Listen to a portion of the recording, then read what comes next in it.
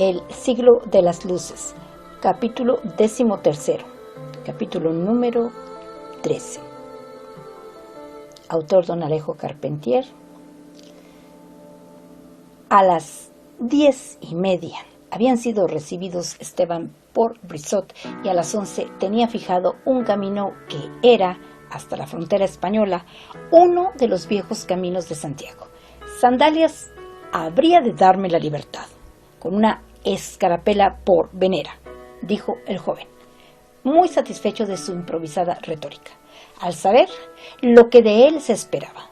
En aquellos días necesitábanse hombres de sólidas convicciones, hábiles en escribir el castellano y traducir documentos del francés, para preparar una literatura revolucionaria destinada a España, que ya empezaba a imprimirse en Bayona y donde quiera que hubiese prensas disponibles en la proximidad de los Pirineos. Muy escuchado por Brissot, el abate José Marchena, de quien muchos alababan los talentos y la sorna volteriana, aconsejaba una rápida penetración doctrinaria en la península para acabar de prender los fuegos de una revolución que no debía tardar en producirse allá, como inminente se hacía su estallido en otras naciones anhelantes de romper las oprobiosas cadenas del pasado. Según Marchena, Bayona, sin desdeñar por ello a Perpiñán, era el lugar más adecuado para reunir a los patriotas españoles que quisieran trabajar por la regeneración de su país, aunque era necesario contar con gente inteligente capaz de entender que el lenguaje de los franceses regenerados y republicanos no podía ser todavía el de los españoles. Estos tenían que irse preparando gradualmente, respetándose durante algún tiempo ciertas preocupaciones ultramontanas, incompatibles con la libertad, pero demasiado arraigadas para que pudiesen ser destruidas de un golpe. ¿Está claro?, había preguntado Víctor a Esteban, como para responsabilizarse de su protegido ante Brissot. El joven, haciéndose de la pértiga, había respondido con un breve pero convencido discurso entreverado de citas castellanas para demostrar que no solamente estaba de acuerdo con Marchena, sino que podía expresarse tan correctamente en el idioma francés como en el suyo propio.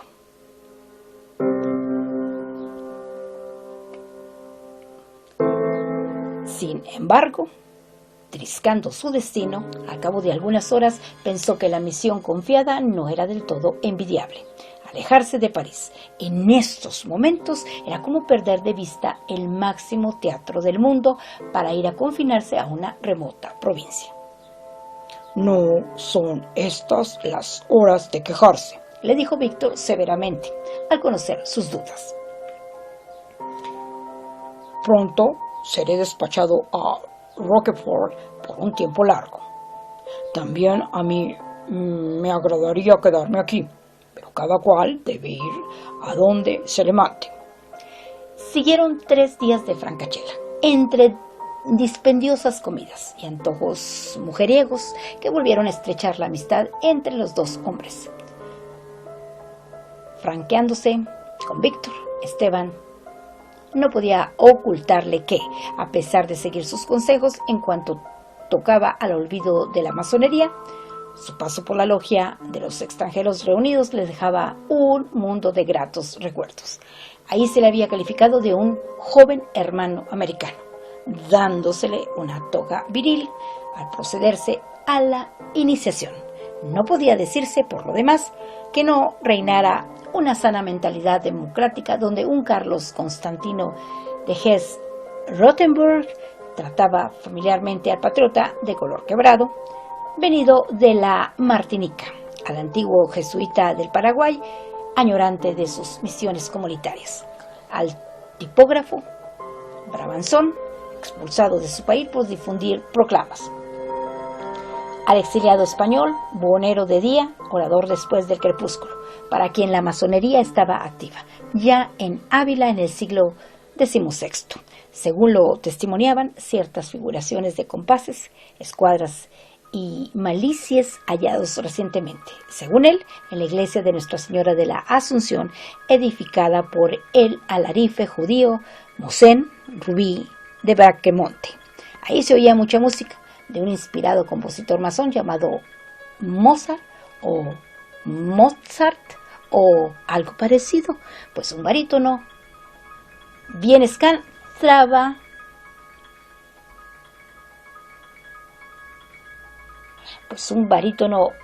vienés cantaba alguno de sus himnos en las ceremonias de iniciación, embelleciendo de ricos calderones las melodías de "Oh, Santa Unión de los Fieles Hermanos", o de la invocación "Vosotros que honráis al Creador bajo los nombres de Jehová, Dios, Fu o Brahma". Allí se vivía en contacto con hombres interesantísimos para quienes la revolución era una victoria de orden material y política que habría de llevar a una victoria total del hombre sobre sí mismo. Esteban recordaba a Ogué cuando ciertos hermanos daneses y suecos hablaban de la portentosa corte del príncipe de Hesse, y asentía Carlos Constantino, siempre gran señor, donde los sonámbulos eran interrogados acerca de la caída de los ángeles, la edificación del templo o la composición química del agua tofana. En la corte de Schleswig se operaban curaciones milagrosas mediante el magnetismo, llegando a transformarse un abedul, un ogal, un abeto en manantiales de fluido benéfico. Se forzaban las puertas que ocultaban la visión del porvenir, comparando los oráculos debidos a 85 formas de adivinación tradicional que incluían la bibliomancia, la cristalomancia, la giromancia y la gilomancia. Se alcanzaba a la más extrema sutileza en la interpretación de los sueños, y por medio de la escritura automática dialogábase con el yo profundo, consciente de vidas anteriores que dentro de cada hombre se oculta. Así se pudo saber que la gran duquesa de Darmstadt había llorado en el Gólgota al pie de la cruz, y que la gran duquesa de Weimar había asistido en el palacio de Pilato al juicio del Señor. Como el sabio Lavater tuvo una clara conciencia durante años de haber sido José de Arimatea. Ciertas noches las arañas del mágico castillo de Gottorp, todo envuelto en brumas que humedecían las bandaletas de sus momias egipcias, bajaban sobre mesas donde jugaban cartas con señorial placidez. Un conde de Bernstorff que había sido el apóstol Tomás, un Luis de Hesse que se recordaba a sí mismo como Juan el Evangelista, un Cristián de Hesse que fuera otrora el apóstol Bartolomé. El príncipe Carlos se ausentaba a menudo de esas veladas, prefería encerrarse a trabajar, fijando la mirada con tal intensidad en un trozo del metal que los griegos llamaban electronum, que ante su vista se dibujaban pequeñas nubes cuyas formas podían interpretarse como advertencia y mensajes de la otra orilla. ¡Tonterías!, exclamaba Víctor, irritado ante el cuadro de portentos. Cuando hay tantas cosas reales en que pensar, perder el tiempo hablando de semejantes mierdas equivale a una actitud contrarrevolucionaria. A tiempo vimos lo que se ocultaba tras de tantas mascaradas salomónicas. Un traidor afán de volver las espaldas a la época, distrayendo a las gentes de sus deberes inmediatos. Además, los masones predican en nombre de sus hermandades una moderación criminal. Todo moderado debe ser visto por nosotros como un enemigo. Atando cabos, Esteban había dilucidado el misterio de las antiguas relaciones de Víctor con la masonería. Juan Bautista Guillermos, su proveedor de cederías, gran canciller del Coven de las Galias, muy estimado por los príncipes de Hesse, era el dirigente de una orden que había ido derivando hacia la música y el orfismo por influencia de Martínez de Pascual, el iluminado, muerto en Saint-Domingue. El misterioso judío portugués había fundado capítulos en Port-au-Prince y en Leogane, ganándose las mentes de hombres como Ogué, llevados a las especulaciones esotéricas, pero defraudando en sus disciplinas herméticas a los que, como el ex negociante, eran más solicitados por un ideal de subversión política. Víctor, respetuoso del inmenso prestigio de Guillermos como filántropo y como industrial, millares de obreros trabajaban en sus fábricas de León había aceptado los fundamentos de la doctrina, iniciándose según el rito del Gran Oriente, pero negado, de ahí venían sus discusiones con Auguet, a aceptar las prácticas espiritualistas preconizadas por Martínez de Pascual, aquel que se jactaba de establecer comunicaciones mentales a distancia con sus discípulos de Europa. Todos esos magos e inspirados no son sino una tanda de emmerdeur, decía Víctor, que ahora se preciaba de estar con los pies muy afincados en la tierra, tomando a menudo la palabra en los jacobinos, donde tenía oportunidad de codearse con Billaud-Varens y Collot d'Herbois, llegando a acercarse alguna vez a Maximiliano Robespierre, a quien situaba por encima de todos los tributos de la revolución, rindiéndole un culto tan apasionado que Esteban, oyendo los desmedidos elogios que el otro hacía de su elocuencia, de sus conceptos, de su porte y hasta de su insólita elegancia vestimentaria, en medio de asambleas caracterizadas por el desgarbo y el desaliño, llegaba a decirle en tono de broma: veo que es algo así como un Don Juan para machos. Víctor, a quienes tales chanzas enojaban, respondía con alguna obscenidad de calibre subido, llevándose una mano a la costura de las bragas.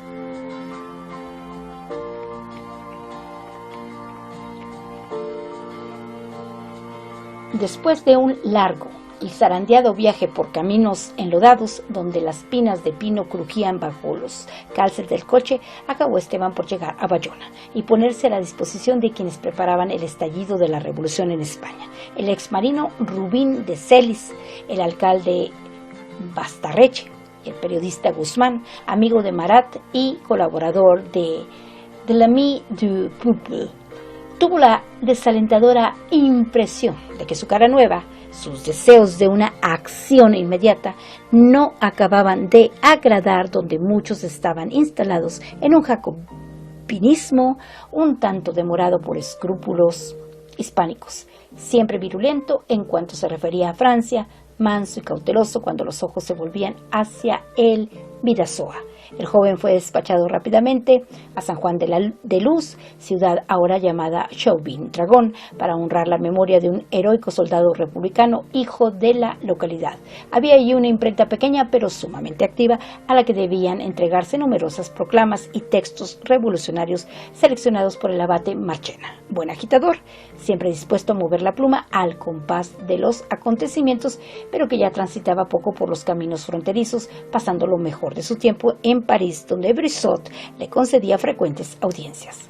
Creyéndose sin amigos en aquella costa, tuvo Esteban la alegría de encontrarse una tarde en las orillas del Untzin con un solitario pescador a quien saludó con alborozo. Era el ocurrente y ya ex masón Feliciano Martínez de Ballesteros, ahora poseedor de un flamante grado de coronel por haber creado un cuerpo de miqueletes, los cazadores de la montaña, destinados a combatir las tropas españolas en caso de agresión e incitar a sus soldados a pasarse a la República. Hay que estar preparados, decía. En nuestra patria, el hideputa se da silvestre. No hay más que ver a nuestros Godoyes y a nuestras mesalinas de Borbón. Con el jocundo Logroñés emprendió Esteban largos paseos a pueblos que habían cambiado de nombres en fechas recientes. Ahora Ixtazón se llamaba Unión, Arbonne, Constance, Ustaritz, Marat-sur-Nive, Baigorri, las Termópilas. Durante las primeras semanas el joven se admiró ante las toscas iglesias vascuenses de chatos y guerreros campanarios, con sus huertas cercadas por lajas clavadas en la tierra. Se detenía para ver pasar la yunta de bueyes, conducida a la pica con una piel de oveja tendida sobre el yugo.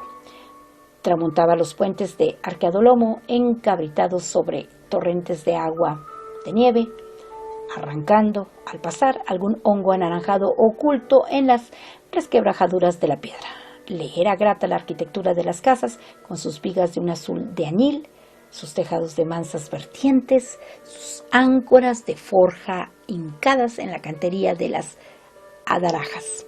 La cordillera de los romances de Carlomagno, desmenuzada en contrafuertes escarpados en cuyos senderos aparecían a la vuelta de una peña que acaso hubiera contemplado el paladín Roldán. Valientes y atropellados rebaños, y los pastos, sobre todo, pastos mojados, mullidos, verdes de un verde claro, de manzana verde, siempre semejante a sí mismos, lo llevaban a pensar en la posibilidad de una bucólica dicha, de vuelta a todos los hombres por los principios revolucionarios. Pero algo se había decepcionado de las gentes, al conocerlas mejor.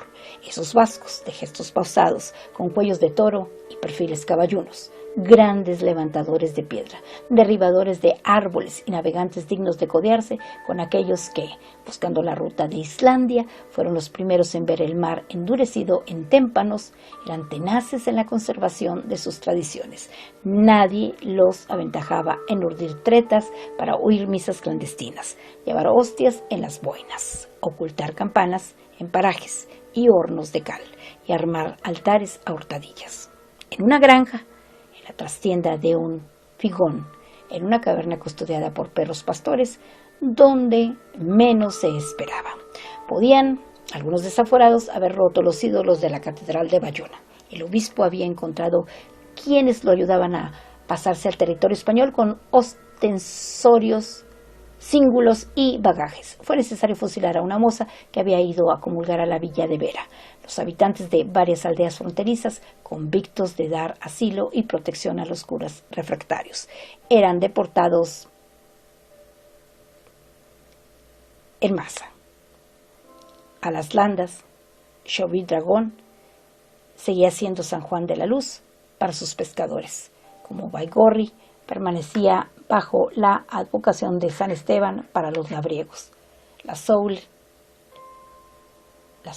quedaba tan apegada a sus fogatas de San Juan, a sus danzas de traza medieval, que nadie se hubiera atrevido a denunciar allí a quien rezara el rosario en familia o hablara, persignándose, de las brujas de Sagaramurdi. Llevaba Esteban 2 meses en ese mundo que se le estaba volviendo ajeno, artero, movedizo, con aquel habla vascuense que nunca lograría entender y nunca acababa de dibujar las palabras en los rostros cuando lo fulminó la noticia de que se estaba en guerra con España. Nunca pasaría ya a la península para asistir al nacimiento de un país nuevo, como si hubiese complacido en soñarlo. Cuando escuchaba los esperanzados discursos de Martínez de Ballesteros, perpetuo anunciador de un inminente levantamiento del pueblo madrileño, quedaba preso en una Francia que las escuadras inglesas bloqueaban por el Atlántico, desde la cual no había modo de regresar a la tierra de los suyos. No había pensado hasta ahora en volver a La Habana, deseoso como lo estaba de desempeñar su papel, por pequeño que fuera, en una revolución destinada a transformar el mundo. Pero bastaba que se viese impedido de hacerlo para que una casi dolorosa nostalgia de su casa y de sus gentes, de luces distintas y sabores de otro mundo, le hiciera aborrecer el cargo presente, que no pasaba, en suma, de ser una tediosa función burocrática. No valía la pena haber venido de tan lejos a ver una revolución, para no ver la revolución, para quedar en el oyente que escucha, desde un parque cercano, los fortísimos que cunden de un teatro de ópera a donde no se ha podido entrar. Transcurrieron varios meses, durante los cuales Esteban trató de hacerse necesario en el cumplimiento de monótonas labores. En España no ocurría nada de lo esperado. Hasta la guerra, en este sector de Francia, se hacía lánguida y rutinaria, sin pasar de una mera vigilancia defensiva ante los fuertes contingentes desplegados en la frontera por el general Ventura Caro. Tampoco muy resuelto a moverse de sus posiciones a pesar de la superioridad numérica de sus ejércitos. Durante las noches oíanse disparos de fusil en la montaña sin que se pasara de escaramuzas o de fugaces encuentros entre patrullas de reconocimiento. Pasó un largo estío, soleado y apacible. Volvieron los vientos del otoño, recogiéndose las bestias de los establos. recogiéronse las bestias a los establos, a poco de pintarse los cierzos del invierno. A medida que pasaba el tiempo, advertía a Esteban que el alejamiento de París poblaba su espíritu de confusiones, acabando por no entender los procesos de una política en constante mutación, contradictoria, paroxística, devoradora de sí misma, enrevesada en comités y mecanismos que mal se definían en la distancia con tantas noticias inesperadas como llegaban acerca del encubramiento de personajes desconocidos o de la estrepitosa caída del famoso, que era comparado ayer todavía con los máximos próceres de la antigüedad. Llovían reglamentos, leyes, decretos, ya abrogados o contrariados por medidas de urgencia, cuando la provincia los tenía aún por vigentes. Venían las semanas a tener 10 días. Arrancaba el año fuera de enero. Llamábanse los meses brumoso, germinose, fructival, sin concordar con los antiguos. Cambiaban las pesas y medidas, desconcertando los hábitos de quienes tenían el instinto de la brasa, el palmo y el celemín. Nadie en esta costa podía decir lo que estaba ocurriendo en realidad, ni sabía quiénes eran los hombres de fiar, donde el vasco francés se sentía más identificado con el navarro español que con los funcionarios que le venían del remoto norte, de repente, para imponer calendarios extraños o cambiar el nombre de las ciudades. La guerra que estaba encendida sería una guerra larga, porque no era una guerra como las demás, hecha para colmar las ambiciones de un príncipe o apoderarse de territorios ajenos. Los reyes saben, oíase clamar en las tribunas jacobinas, que no hay Pirineos para las ideas filosóficas. Millones de hombres se ponen en marcha para transformar la faz del mundo. Y se estaba en marzo. Marzo seguía siendo marzo para Esteban, a pesar de que muy bien le sonaban ya los nivosos y pluviosos del nuevo calendario. Un marzo ceniciento, enrejado de lluvias que envolvía las colinas de Ciboure, con cendales difusos, dando un aspecto fantasmal a las barcas que regresaban al puerto luego de la pesca de un mar verde gris, agitado y triste, cuyas lejanías sin horizonte preciso se disolvían en un cielo blanquecino, brumoso, demorado en invierno. Por la ventana de la habitación, donde el joven cumplía su trabajo de traductor y corrector de pruebas, divisábanse playas desiertas, erizadas de estacas, donde el océano dejaba algas yertas, maderas rotas y lachas de lona, después de las tormentas nocturnas que gemían en el calado de los póstigos, atolondrando las chirriantes veletas de hierro roídas por el verdín. Allá en la antigua plaza, Luis XVI, ahora Plaza de la Libertad, se alzaba la guillotina. Lejos de su ambiente mayor, lejos de la plaza salpicada por la sangre de un monarca, donde había actuado en tragedia trascendental aquella máquina llovida, ni siquiera terrible, sino fea, ni siquiera fatídica, sino triste y viscosa. Cobraba al actuar el lamentable aspecto de los teatros donde unos cómicos de la legua, en funciones provincianas, tratan de remediar el estilo de los grandes actores de la capital. Ante el espectáculo de una ejecución se detenían algunos pescadores cargando nazas. 3 o 4 transeúntes de expresión enigmática, botando saliva de tabaco por el colmillo, un niño, un alpargatero, un vendedor de chipirones, antes de proseguir su camino sin apurar el paso, después de que el cuerpo de alguno hubiese empezado a alargar la sangre como vino por cuello de odre. Se estaba en marzo, un marzo ceniciento, enrejado de lluvias que hinchaban la paja de los establos, enlodaban el vellón de las cabras, poniendo acres humaredas en las cocinas de altas chimeneas, olientes a ajos y aceites espesos. Esteban no tenía noticias de Víctor desde hacía varios meses. Sabía que desempeñaba, y con tremenda mano, la función de acusador público ante el Tribunal Revolucionario de Roquefort. Había llegado a pedir, lo cual aprobaba el joven, que la guillotina se instalara en la misma sala de los tribunales para que no se perdiera tiempo entre la sentencia y la ejecución. Privado de su calor, de su dureza, de su ímpetu, del relumbre de sus contactos directos con un bijou, con un coyote, con un personaje cimero, cualquiera de la hora en que se vivía, hora que no era la de acá. Esteban tenía la impresión de decrecer, de achicarse, de perder toda personalidad, de ser sorbido por el acontecimiento, donde su humildísima colaboración era irremediablemente anónima. Tenía ganas de llorar al sentirse tan poca cosa. Hubiese querido hallar en su congoja el firme regazo de Sofía, donde tantas veces descansara la frente en busca de la fuerza sosegadora, maternal, que como de madre verdadera le emanara de las entrañas vírgenes. Y empezaba a llorar de veras, pensando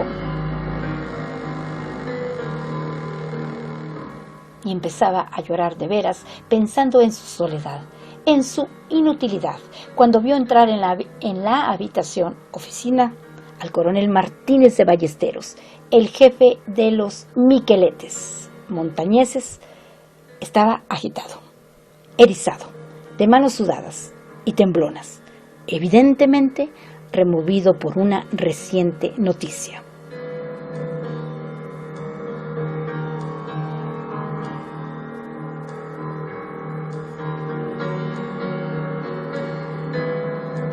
Aquí termina el capítulo 13, es decir, que aquí termina el capítulo número 13 del libro que se titula El siglo de las luces, cuyo autor es el escritor de origen cubano, Don Alejo Carpentier.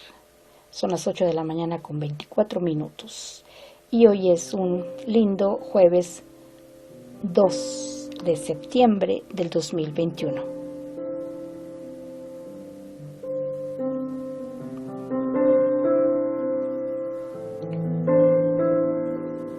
Tengan ustedes, todos ustedes, los que me escuchan y los que no me escuchan también, un excelente día.